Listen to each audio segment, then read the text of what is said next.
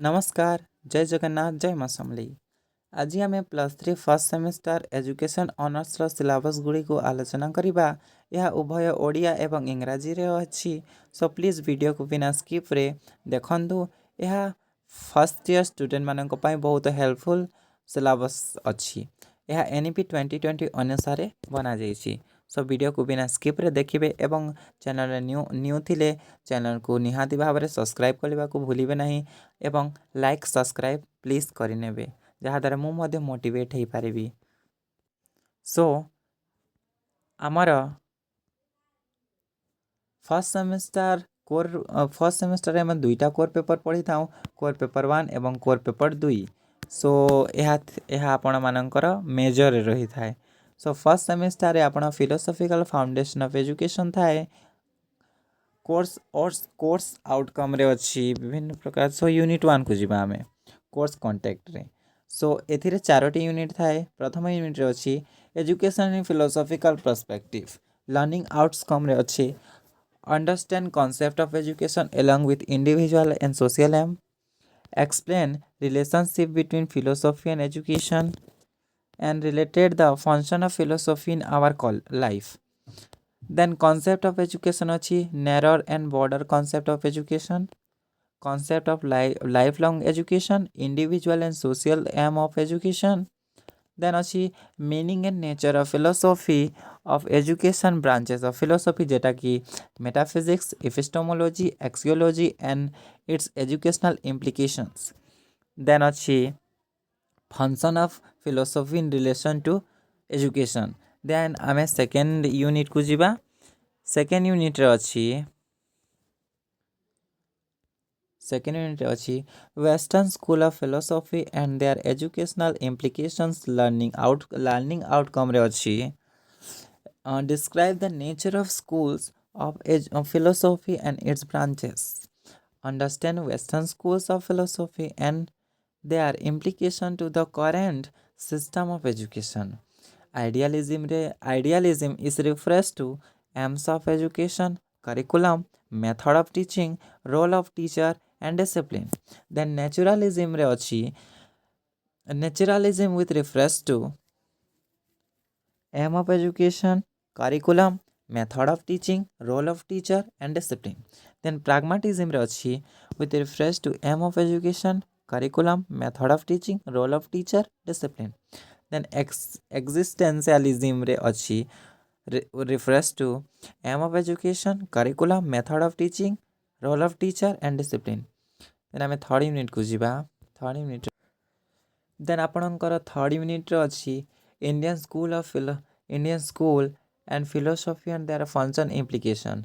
Learning outcome रे अच्छी understand Indian school of philosophy and their implication to the current system of education, compare the construct Indians and western philosophies of education, common characteristic of Indian philosophy with reference to metaphysics, epistemology, axiology, orthodox and heterodox. So यह metaphysics, epistemology, axiology यह आपणकर second unit रे भी अच्छी। मतलब कि व्यस्त होबार जरूरत ना न रिलेटेड है करी अच्छी सब सिलेबस। देन एथिरे मोस्ट इंपोर्टेंट को जीवा Sankhya, Vedanta, Buddhism, Jainism is reference to philosophical doctrine, aim of education, curriculum, method of teaching, role of teacher यह मोस्ट इंपोर्टेंट थाए आपणकर पिले। आमे फोर्थ यूनिट को जीवा। फोर्थ यूनिट अच्छी contribution of great educational thinkers मान को देखबा जेंता कि कंट्रीब्यूशन ऑफ वेस्टर्न थिंकर किए था Plato and Aristotle with reference to their philosophical orientation, aim of education, method of teaching, role of teacher. Then Rousseau and John Dewey with reference to their philosophical orientation with aims of education, method of teaching, role of teacher. Then Plow Paulo Freire and Eval Illich with reference to their philosophical orientation, aims of education, method of teaching, role of teacher and students. सो यह थिला आपण मानकर first semester core paper 1 core paper 1 syllabus आमे core मतलब कि core paper 1 Odia syllabus को जीवा। सो core paper first English को आमे इंग्लिश सिलेबस को आलोचना करी सारा पले एबे आमे कोर पेपर 1 ओडिया सिलेबस को देखिबा। सो कोर पेपर 1 ओडिया सिलेबस यह थिला यह यूनिट 1 पाठ्यक्रम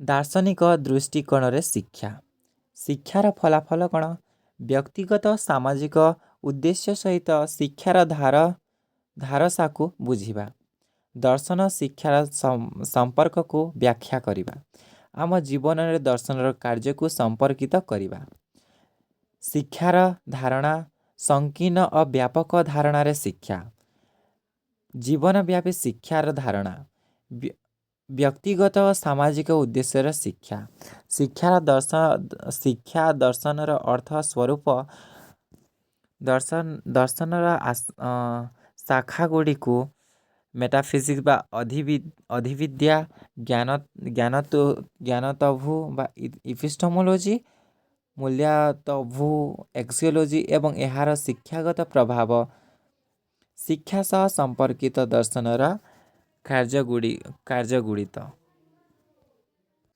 देन यूनिट सेकेंड को जीवा पाश्चात्य दार्शनिक चिंताधारा पाश्चात्य दार्शनिक चिंताधारा और यार शिक्षागत प्रभाव शिक्षार फलाफल जेनता कि दार्शनिक चिंताधारा गुड़िकर स्वरूप व्याख्या गुड़ी को वर्णना करिवे पाश्चात्य दार्शनिक चिंताधारा गुड़ी को वर्तमान शिक्षा व्यवस्था उपरे उपकारिता प्रभाव को बुझे मतलब यह टीचर कार्य आम सीधा आदर्श बात को आइडियालिज्म में आम शिक्षार उद्देश्य पाठ्यक्रम शिक्षण पद्धति शिक्षकों भूमिका एवं श्रृंखला प्रकृतिवाद रे सेम सेटा प्रयोगवाद रे सेम एवं अस्ति यहीटा काଣା एक्सिस्टेंशियलिज्म एटा देखिए अस्तित्ववाद काଣା लिखाई देन आम थर्ड यूनिट को जीवा देन यूनिट थर्ड अच्छी भारतीय दार्शनिक चिंताधारा एवं से मानकर शिक्षागत प्रभाव देखिए शिक्षार फलाफल यहाँ पढ़ार जरूरत ना पढ़ार अच्छी किंतु यहीटा आम देखा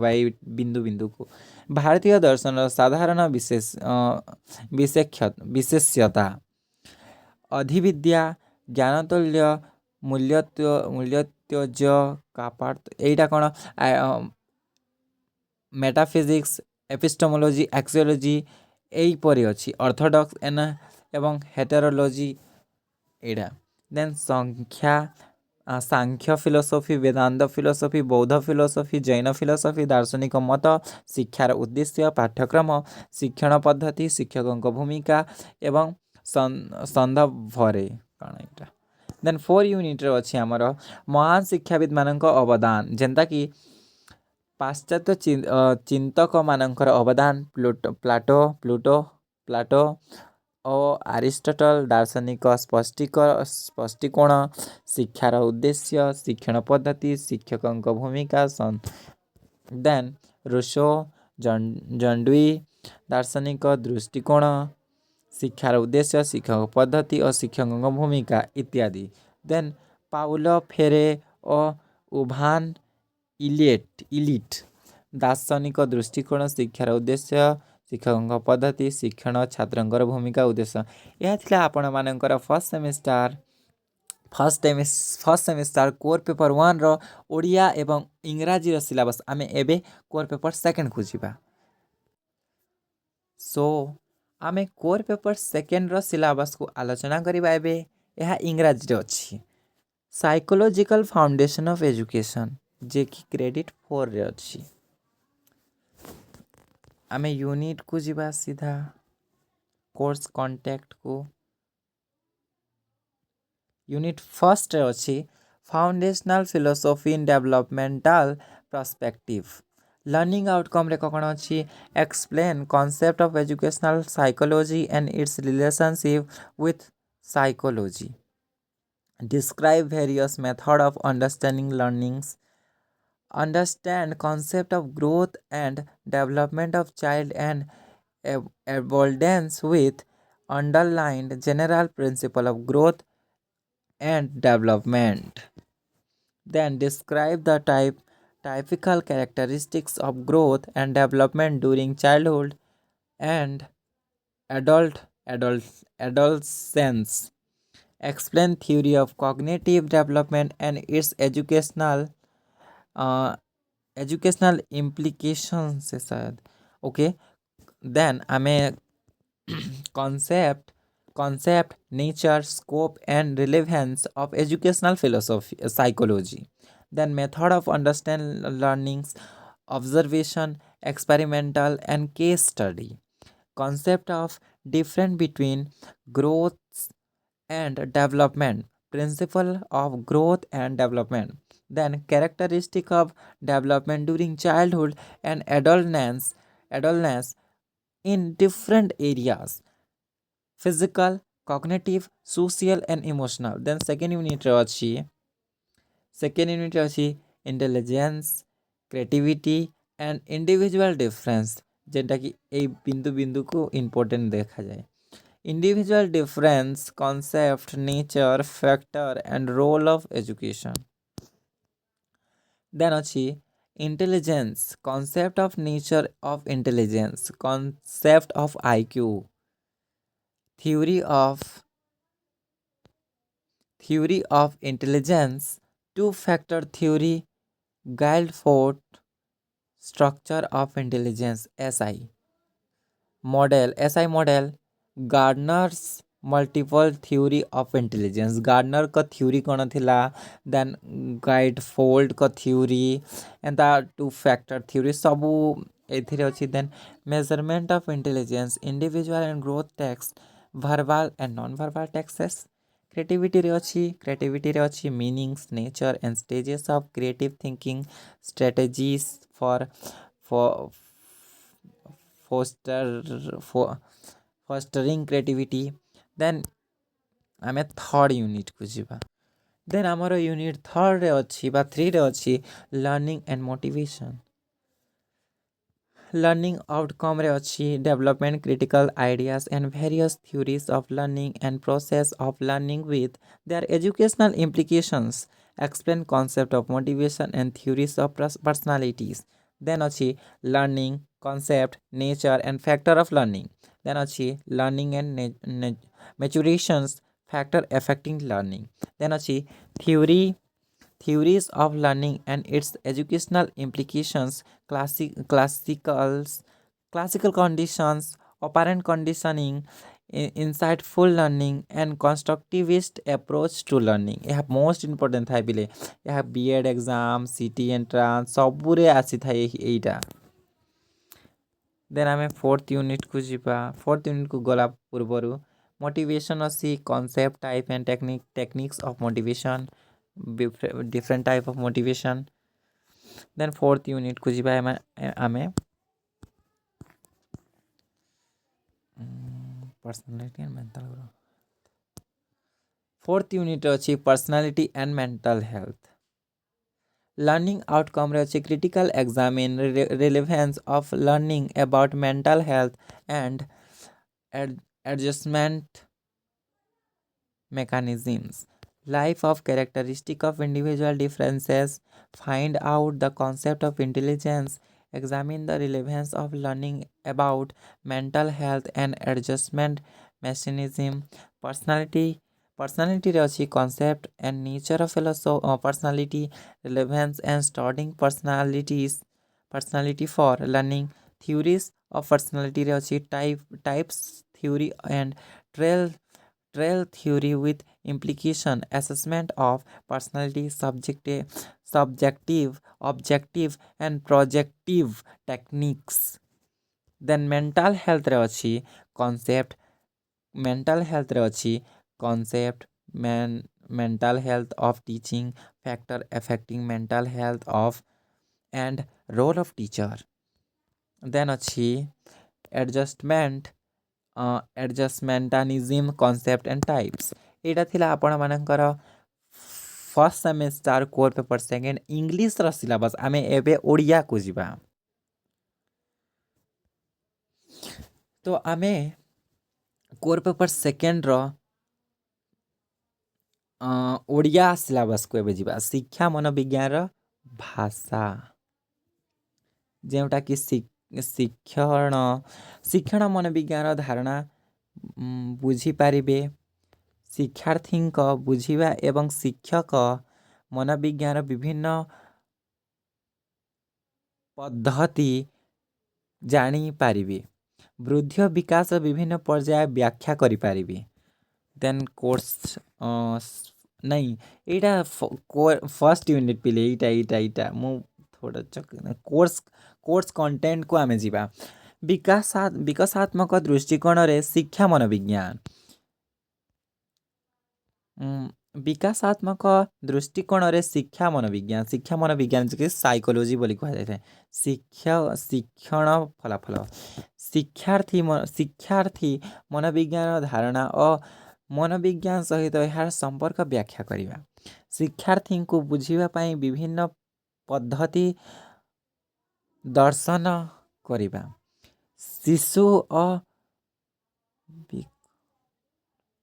शिशुर किशोरंक वृद्धि और विकास धारणा और साधारण नीति बुझिवा।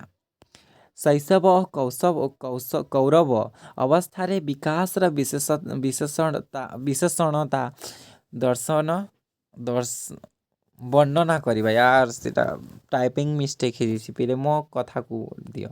ज्ञानात्मक विकास जे कॉग्निटिव डेवलपमेंट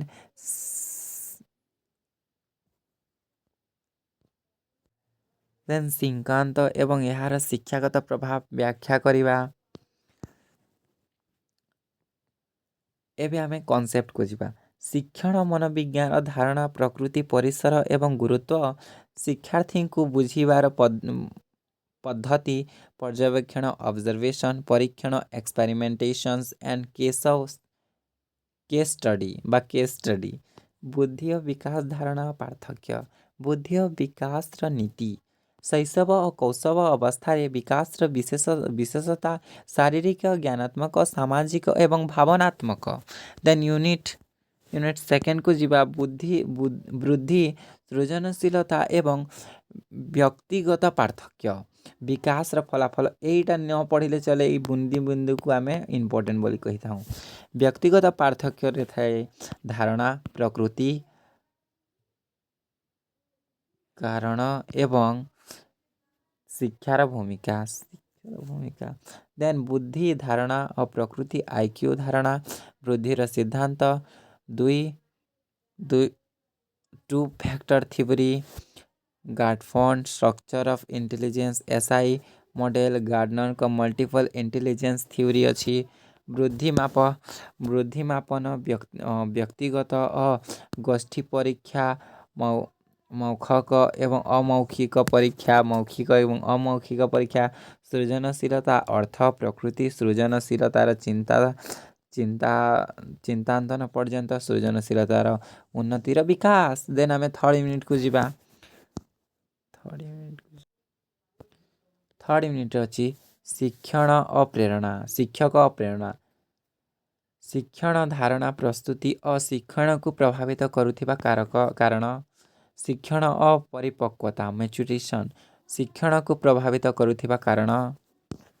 देन शिक्षण सिद्धांत और शिक्षागत प्रभाव सृजन classical conditioning operant conditioning insightful learning and constructive approach.